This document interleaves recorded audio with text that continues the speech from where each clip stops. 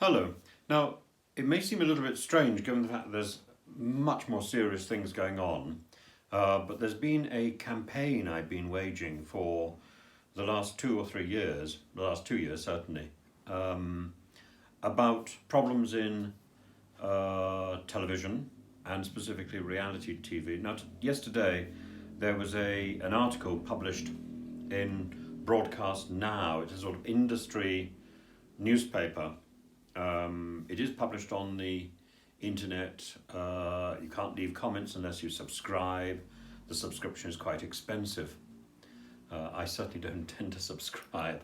Anyway, Fanta Jarjussey is the name of the person who's written this, and she's also got a blog. She is described as a TV producer who has quit what she calls a toxic environment. And she says that she's worked in some of the biggest shows in the country. Now, she particularly worked on The Circle, coincidentally. She worked for Studio Lambert. And I think she worked on the series that I was in 2019. She's very discreet both in the blog and in the article that's published in Broadcast Now about where she's worked, but you only have to do a little bit of research, and I'm afraid it's fairly obvious. She gave 10 reasons why she was quitting the business. And the first at the beginning was racism, then mental health, then intolerable working hours. I know about those working hours.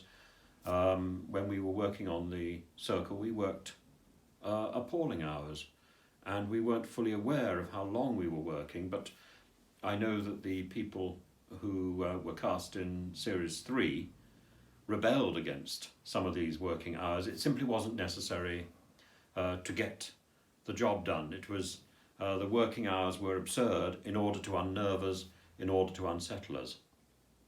It was part of this, what I call R21 techniques.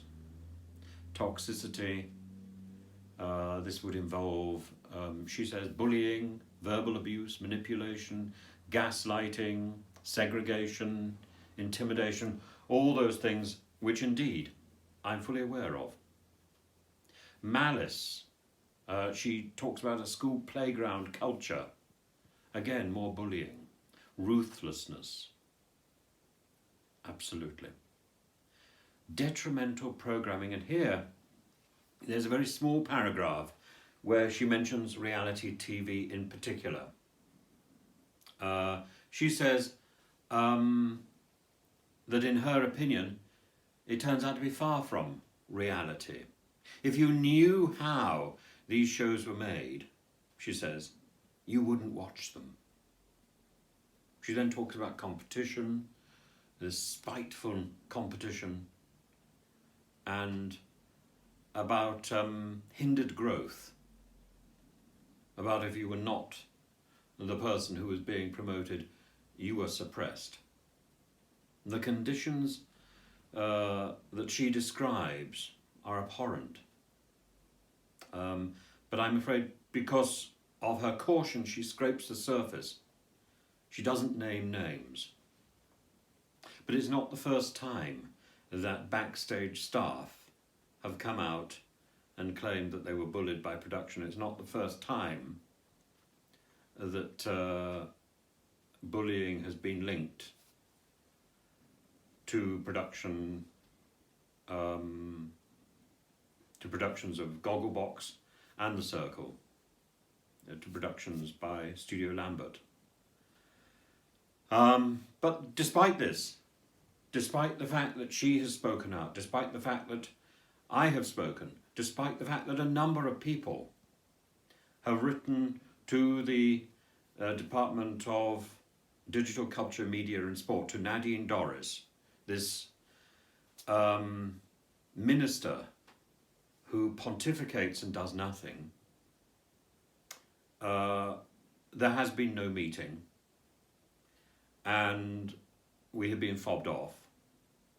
and this toxic culture continues.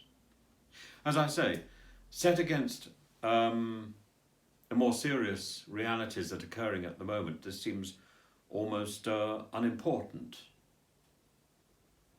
But this is still going on our television screens.